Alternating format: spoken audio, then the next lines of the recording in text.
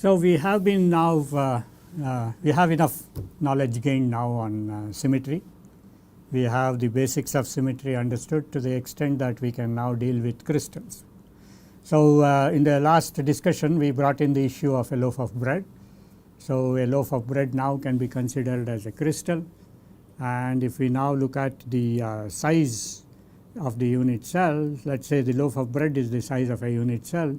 If we take this point or that point as the origin, once the origin is fixed, then this is the A direction, let us say this is the B direction, and the back side is the C direction. So, it will define the cell dimensions. From that we can calculate the volume of the unit cell by using the formula A dot B cross C, and that will give us the volume of the unit cell.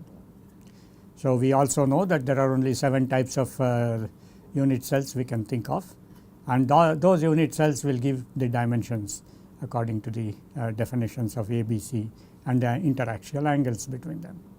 Having noticed that, we now also in fact can identify the various possible planes through this unit cell volume. So, here is the volume of the unit cell, and then we now slice the unit cells into a number of pieces like we slice the piece of bread.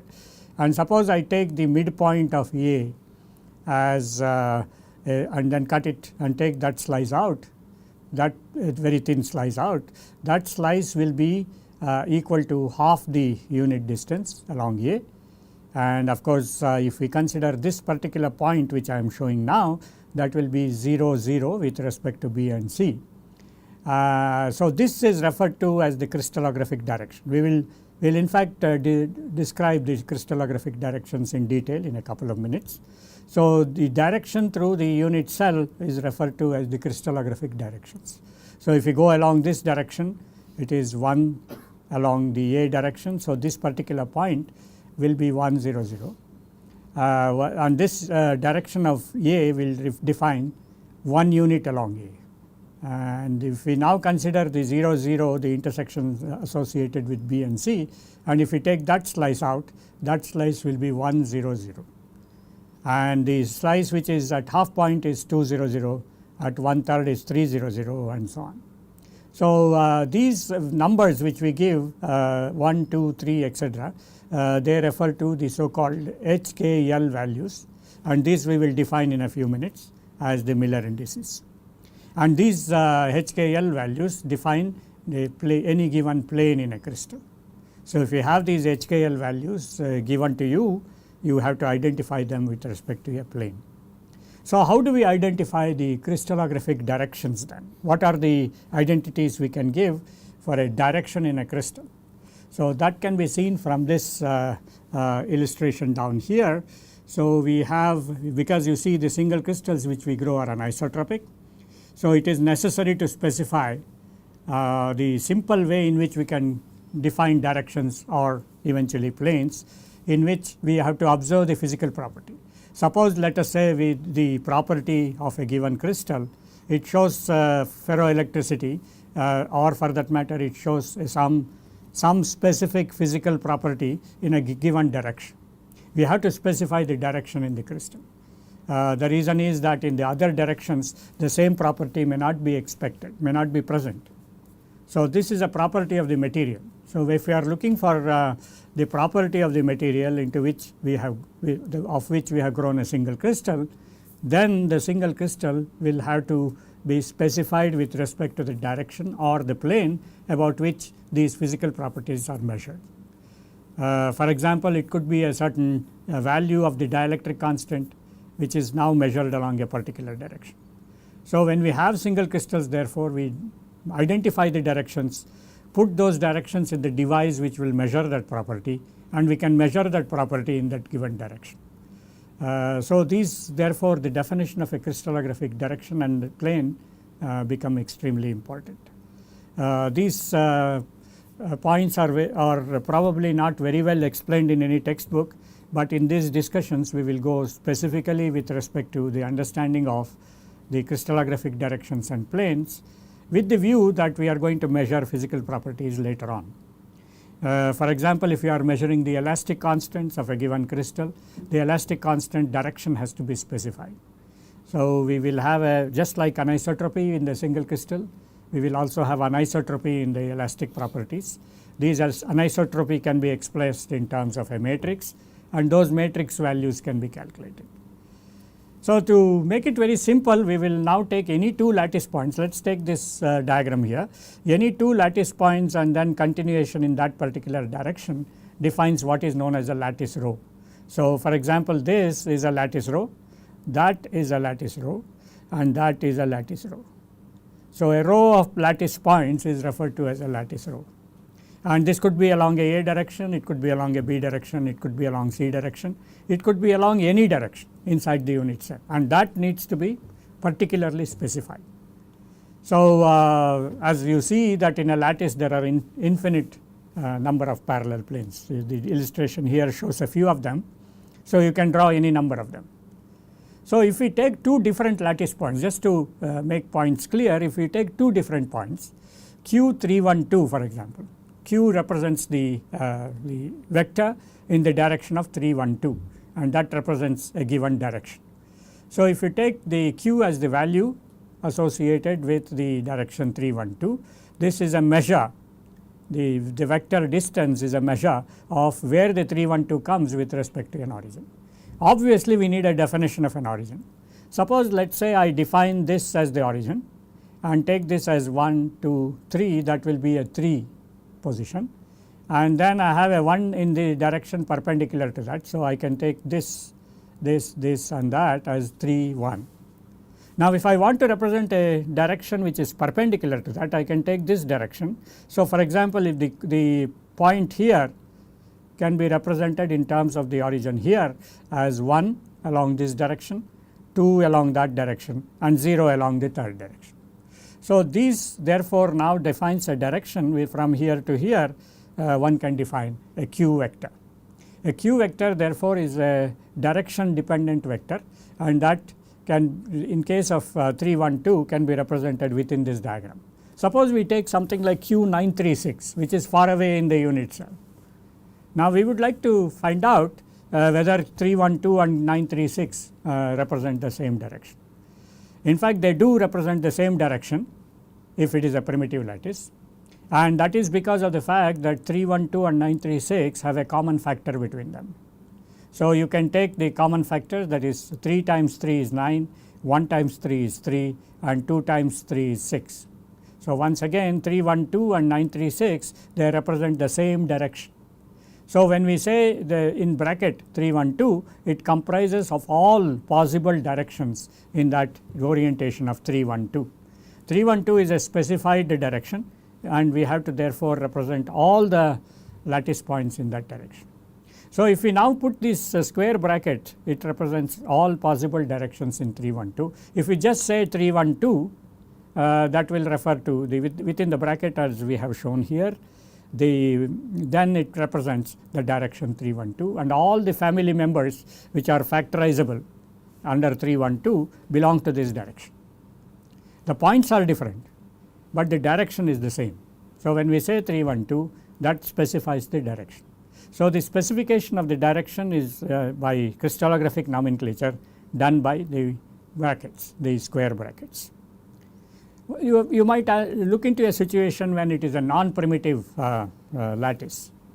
A non-primitive lattice is one in which we have centering, for example. We have a C-centered lattice, we have a F-centered lattice, we have I-centered lattice, and so on.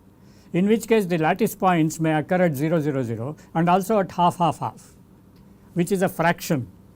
So if the lattice points are fractional, like is shown here, the direction Q, which is 1/2, 3/2, minus 1/3, and then there is a direction which is Q, which is 5/2, 15/2, minus 5/3.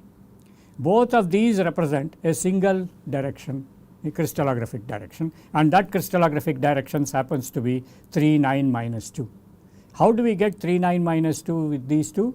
What we have to do is we have to take the LCM of the lower numbers 2, 3 and 3.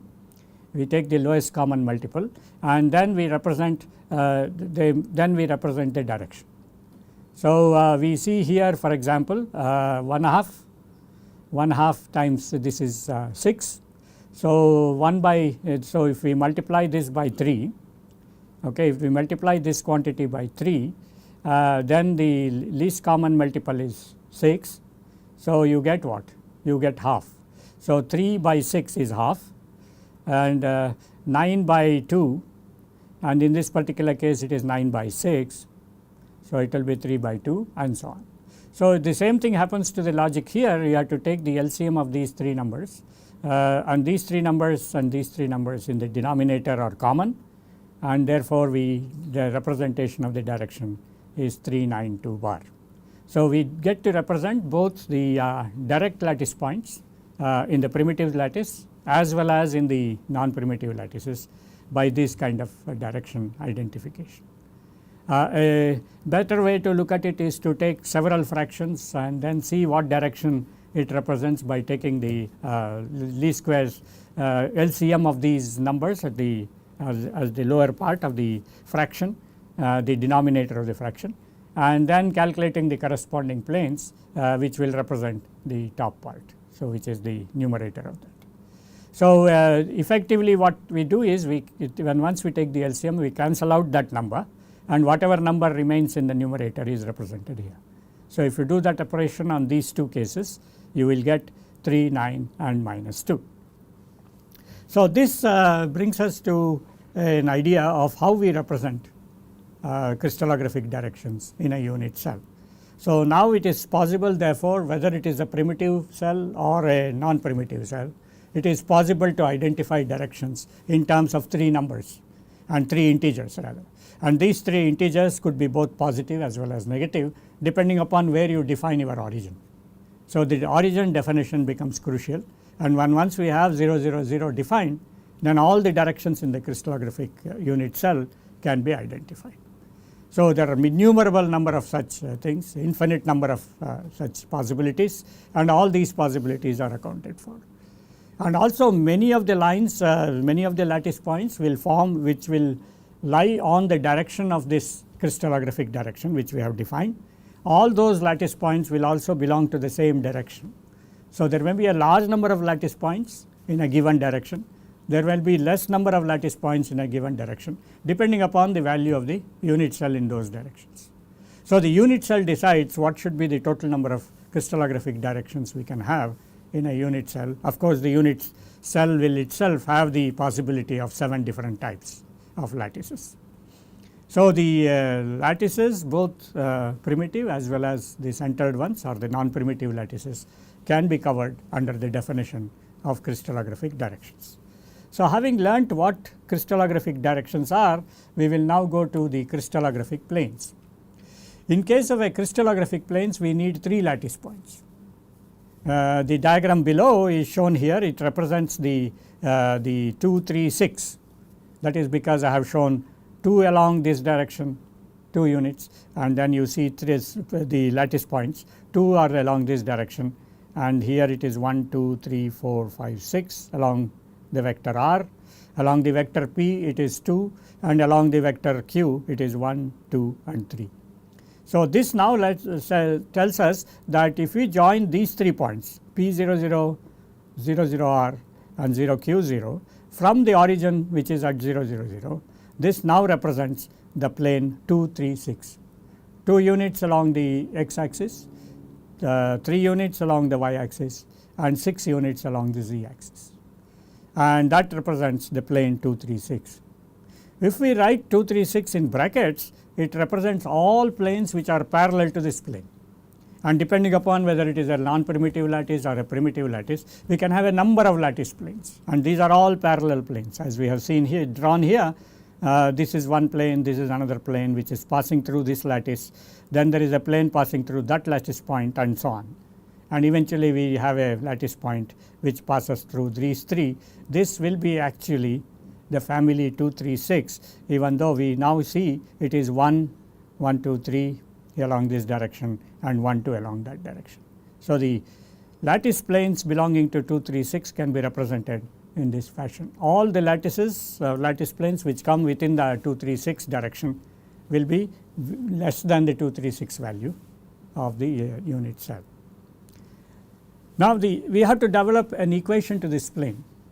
So, equation to any plane is the value of x in that direction and the total length A. So, suppose we have a unit cell A, B, C, then the equation to the plane is along A we can have a x prime by A fraction which can represent our, for example, if we take this as P, then the fraction is x prime by A, P, and x is the direction of the unit cell, and if the value of the unit cell is A, we restrict the direction to stop at the point A, because it repeats again because of the periodicity. Because of the periodicity nature, we have therefore the unit cell A, unit cell B, unit cell C representing the entire unit cell, unit directions, and then x prime by P, y prime by Q and z prime by R represents the fractional units along those 2, 3 directions, and therefore, this will be the equation to the plane, and that we equate equal to 1. If we now introduce the fractional coordinates, and that is why time and again we have mentioned even in our earlier discussions that when we refer to a position x, y, z, it represents the fractional coordinates associated with the system. It is because now we define the fractional coordinate x as x prime by A, y prime by B and z prime by C. So, therefore, you can write the equation to the plane as x by P, y by Q, z by R is equal to 1. So, this is the equation to the plane. So, any plane in the crystallographic unit cell can be defined by this particular fashion, x by P, y by Q, z by R equals 1. Now, we multiply both sides by a quantity called m, which is an integer. This is because of the fact that we want to represent the entire set of planes in all these intersections, and in order to do that we have to now take the least common multiple of PQR. So, we take the least common multiple LCM of PQR, and that represents all possible values of m which will now be equating to this plane, that represents the family of planes.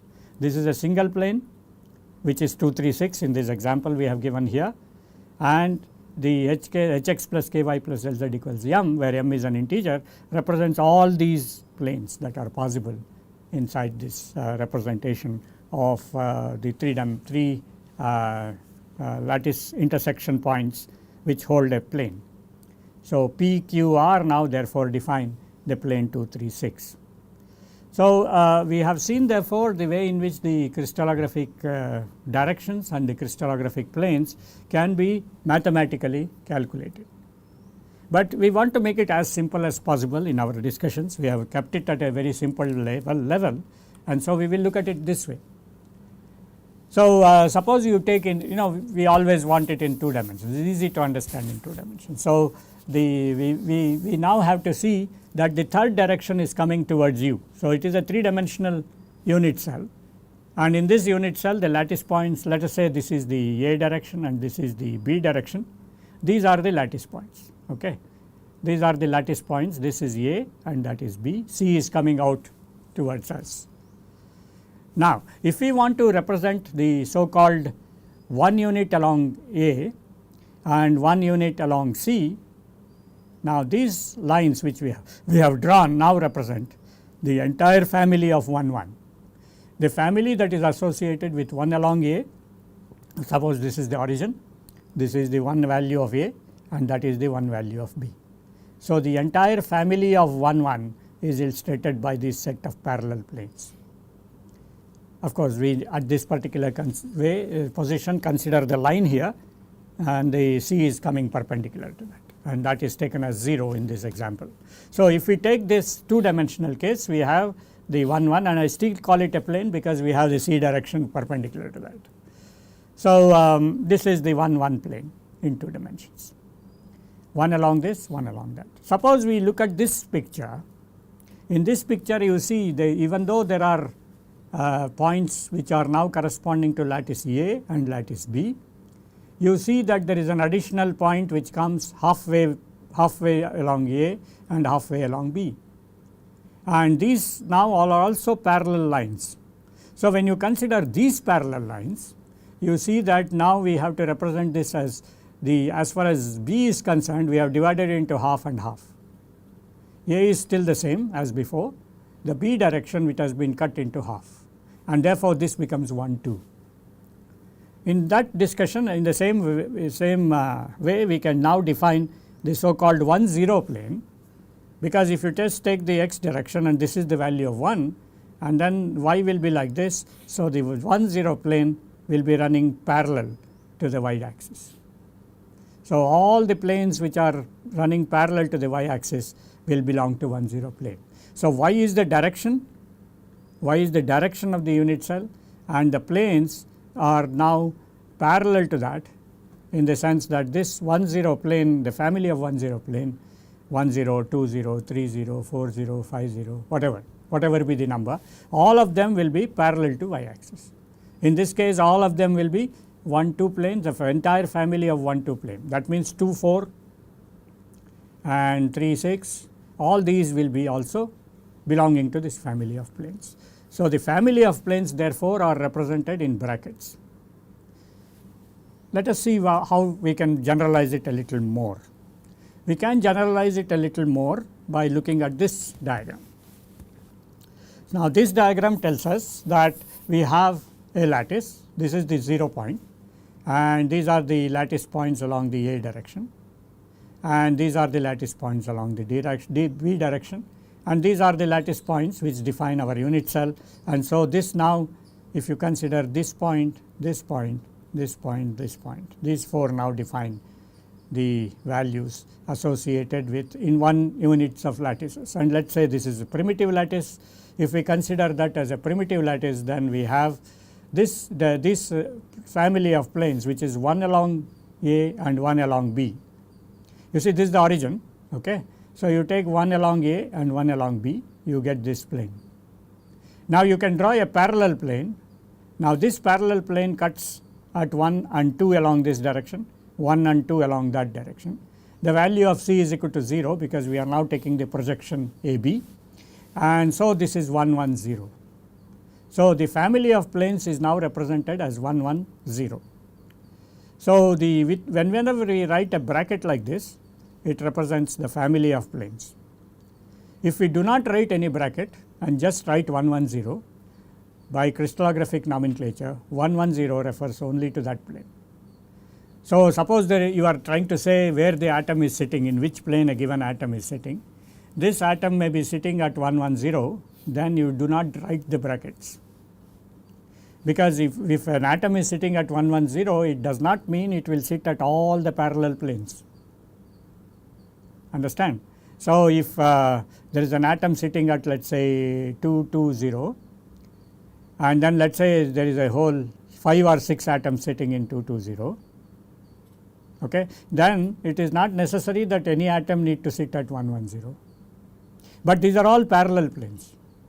So, since they are all parallel planes, the family of planes is represented in bracket, and when we look at the scattering in a few minutes from now, you will see that the scattering is dominated by these planes.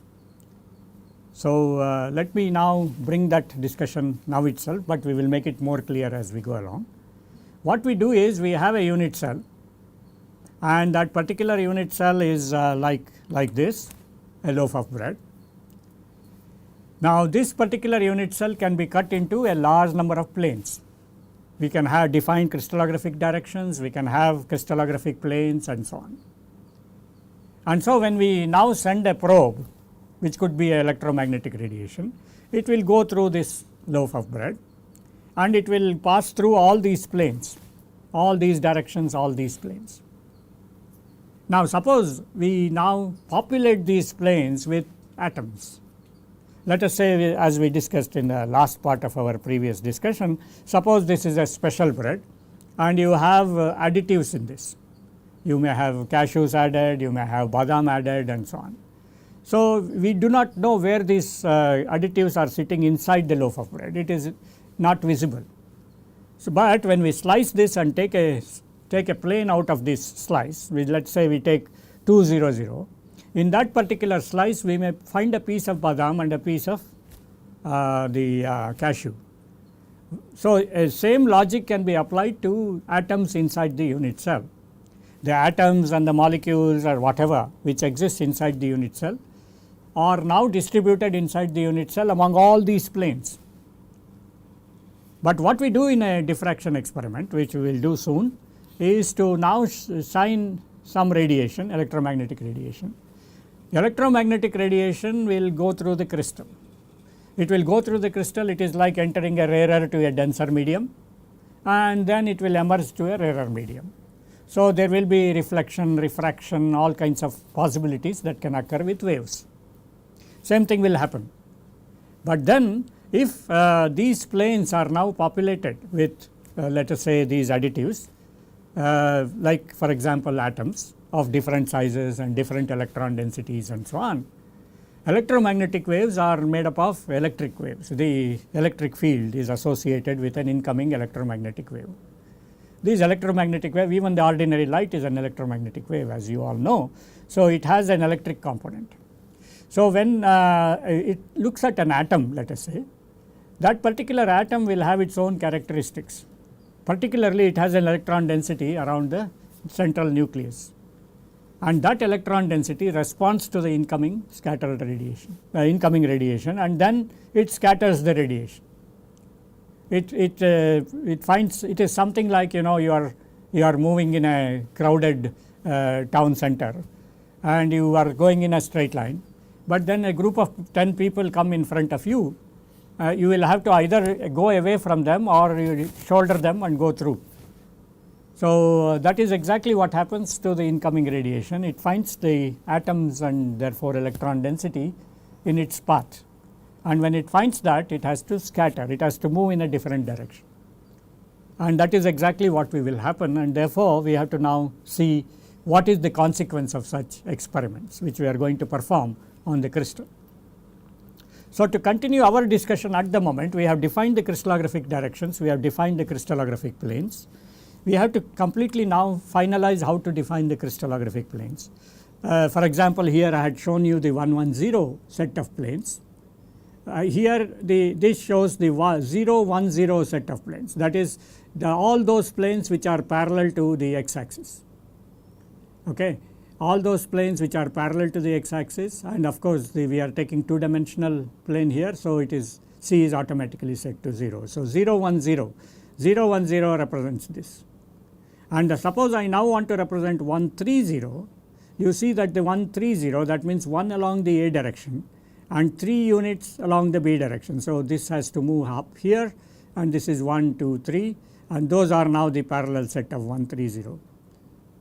And similarly 2 1 bar 0 is shown in order for you to understand the way in which the planes develop with respect to the crystallographic unit cell A and B with an origin defined. So, you have the family 110, 010, 010, 130, 2 1 bar 0, and when we have put these normal brackets around it, it represents all the planes from 1 equals 1 to n and 1 to n. And in this case 1 goes from 1 to n. Here 2 goes from the value of 2 to 2 times the next value, that is again 2. So, it will be 4 2 bar 0, 6 3 bar 0 and so on. So, those are the parallel. So, all parallel planes get represented as families. If we just want to refer to one particular plane, as we discussed, suppose there is one atom only at this particular plane, then we say that the atom is associated with a HKL plane. That HKL now you see has no brackets around it. So, we are now identifying that particular plane HKL about which the atom position is located. So, if atom is located here, we say that the atom is located with respect to the plane 100. It is always possible to locate atoms anywhere in the unit cell. It is not necessary that they should be associated with the lattice planes. But when we do the scattering experiment, as I already defined, the scattering experiment is happening with respect to the planes. So, there may be an atom associated with the plane, there may not be an atom associated with the plane, but when light comes and falls on that, light will get scattered, and that scattering is independent of whether it has an atom or not. So, if there is no atom, it will pass through the crystal and there is no scattering occurring. If there is an atom, as I said, there will be some disturbance and therefore scattering occurs. But if there are atoms which are situated between these two, suppose there is an atom here, this atom now contributes to all the parallel planes. It not only contributes to the parallel planes, it also contributes to the planes which are in other directions as well. So, that is something which we will evaluate in a couple of classes from now. What is the contribution of the atom to a given plane? So, to cut the long story short, here is a gist of what I would like to say in the last half an hour's discussion, and this is very crucial. What we now want to do is to examine the inside of the unit cell. We have now understood that there is symmetry. We have understood all possible symmetries that can occur inside crystals, 7 crystal systems, 32 point groups, 230 space groups. We now thoroughly know where the equivalent points come in a given space group, what is their special position, and so on. Now, these are all the possibilities that can occur inside a crystal. We have understood also the way in which the lattice develops itself in 3 dimensions to define the structure, to define the crystal. So, having got that basic information and having understood all rules of symmetry, we now consider situations where atoms and molecules can get inside this crystal. But the way the atoms and molecules are getting inside this crystal is like the additives getting added inside the bread loaf.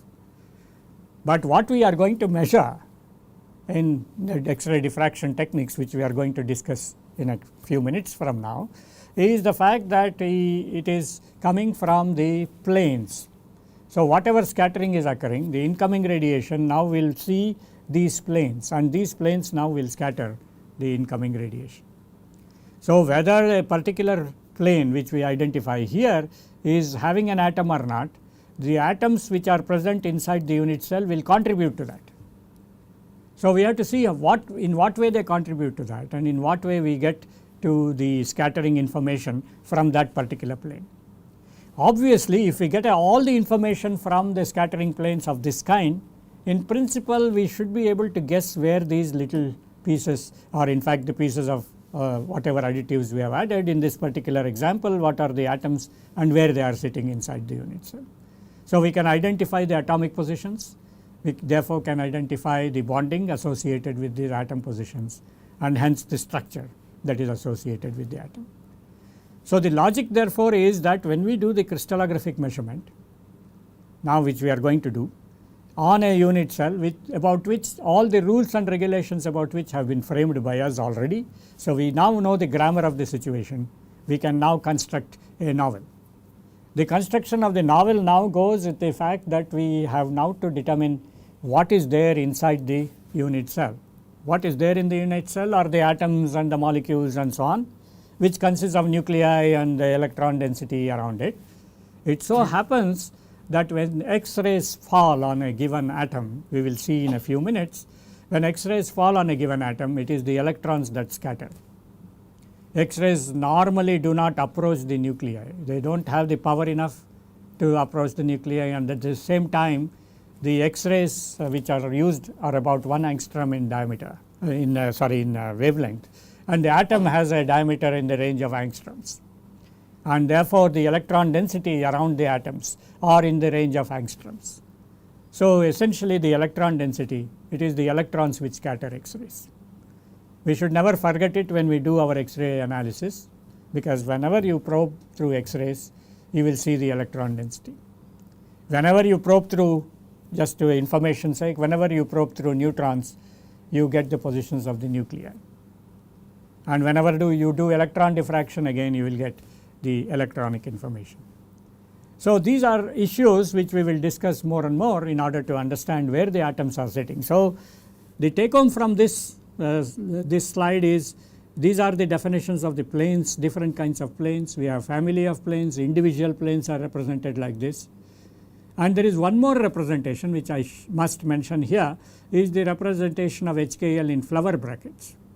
When you see them in flower brackets, it refers to all the HKL, KLH, LKH and so on. So, this is entirely dependent upon how symmetry dominates the HKL values, and in other words how symmetry controls the orientation of the planes. And this kind of restrictions come in only higher symmetry crystal systems. Cubic systems have this, that for example in a cubic system, since A equals B equals C, alpha beta gamma are 90 degrees, 1 0 0, 0 1 0 and 0 0 1. These are all one and the same, because we can't distinguish between A, B and C. So, when we now represent the HKL associated with it, all these get represented, not just 1 0 0, minus 1 0 0, 0 1 0, 0 minus 1 0, 0 0 1 and 0 0 minus 1.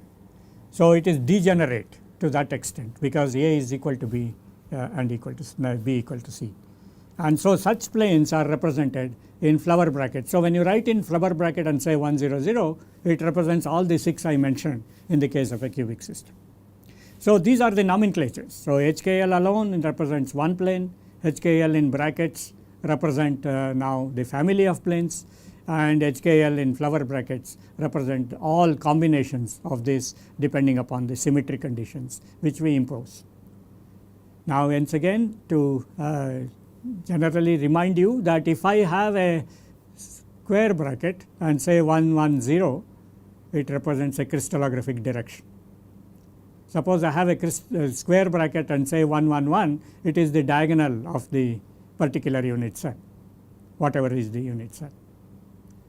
So, the crystallographic direction is therefore different from the crystallographic plane, and that's what we learned in the last half an hour or so.